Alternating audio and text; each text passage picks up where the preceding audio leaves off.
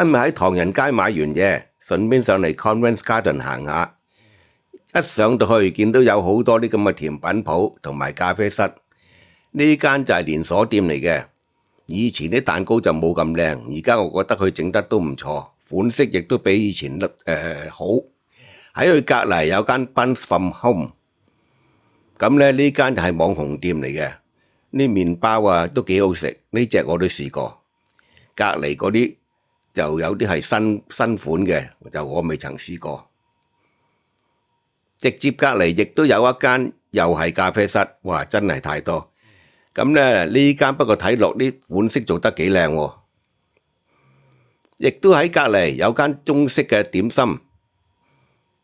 咁我哋就係睇完呢度附近咧，就行喺附近有個聖馬丁確一，就即本入去睇下。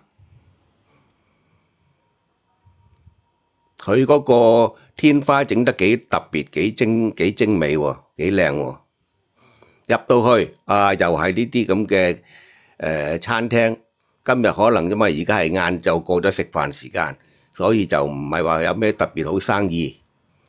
跟住我亦都再過呢邊就係 Seven Dials Market， 呢個咧就係年青人嘅世界，裏邊有好多年青人喺度食嘢嘅，同埋亦都係創業嘅好地方。我見到好多年青人3幾個就喺度自己開一檔嚟做生意。嗱，你睇下個世界各國嘅美食都有，又有酒吧有剩。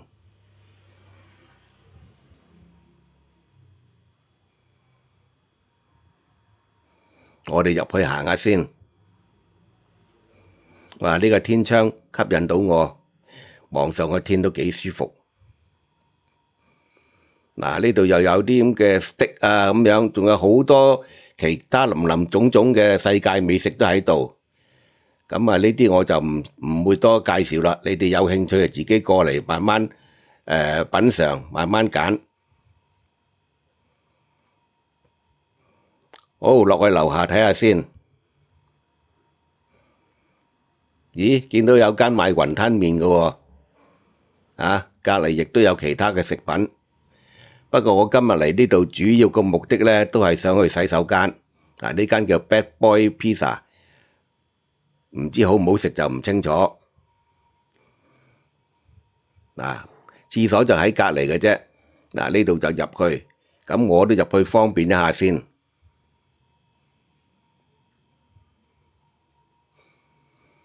出返嚟，我喺第二個出口就出返去。第二個出口嗰邊咧就有啲咁嘅日本啊、美食啊、壽司啊咁樣。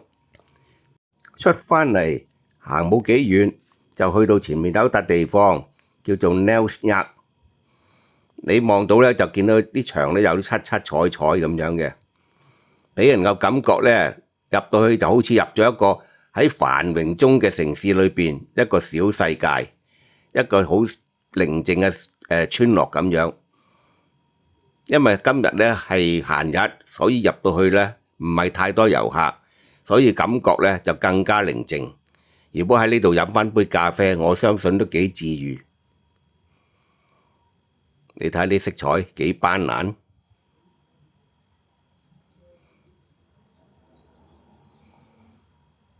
前邊呢個咧就係 Seven Dials 嘅地標。如果你喺呢個 Tottenham Court Road 或者 Holborn 嗰邊過嚟咧，你就經過呢個Salisbury Avenue， 咁樣一路行過嚟，你見到呢度有間華人教會，咁你就向呢邊見到佢之後就轉呢個右手邊，咁你就直接見到裏面嗰個地標噶啦。我而家就喺個地標嘅中心，唯一轉你睇下。你就會發覺真係有7條咁嘅小巷、小街道，每一條街道裏邊咧都有佢獨特嘅鋪頭喺裏邊嘅，所以有時間喺度行下都幾開心、幾寫意嘅。咁我都係時間行翻出去Covent Garden 嗰邊，沿途你見到有啲建築物咧，同埋啲燈柱咧，真係都幾特別噶，不妨留意下啦。行返出嚟冇幾遠，就到呢個 Covent Garden Underground 嗰個地鐵站入口。跟住我哋呢個向右轉，話見到一啲好靚嘅建築物，包滿晒呢個欄藤。咁我哋再向前行，冇幾遠呢，你就會見到有啲人喺度做街頭表演嘅。嗱，好似今日就有呢啲人喺度做街頭表演啦。不過我自己就冇咩興趣，都係向前行下好啦。咁再過嚟呢邊，咁呢度附近啲建築物真係好靚嘅，同埋再向前邊有一個廣場呢，係呢度啦。就平時呢，有好多人喺度表演噶，同埋都表演得非常之精彩嘅。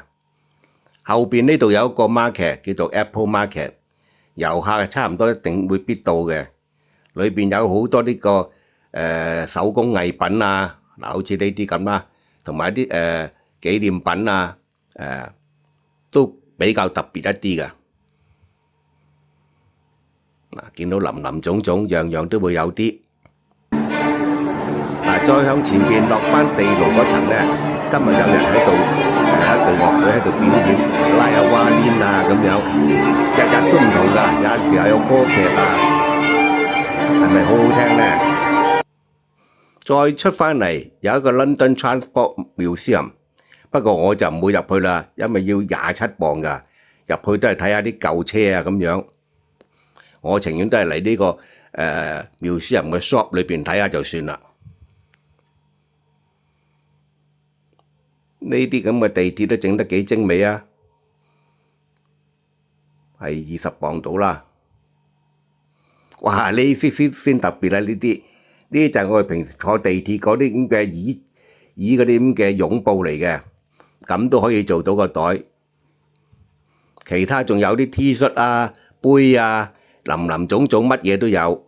如果口乾嘅，上去飲杯咖啡都唔錯。出返嚟喺隔離附近有一個叫做 Jubilee Market Hall， 呢個 market 呢，除咗一般大路嘅嘢之外呢，佢裏邊仲有啲係比較特別啲嘅手工藝品嘅，好多嘢都係 handmade 㗎。我哋入去睇下先。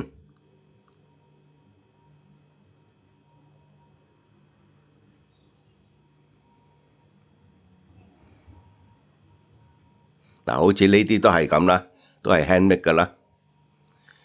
呢啲又係呢啲吊墜啊、頸鏈啊，都幾特別。前邊啲都係。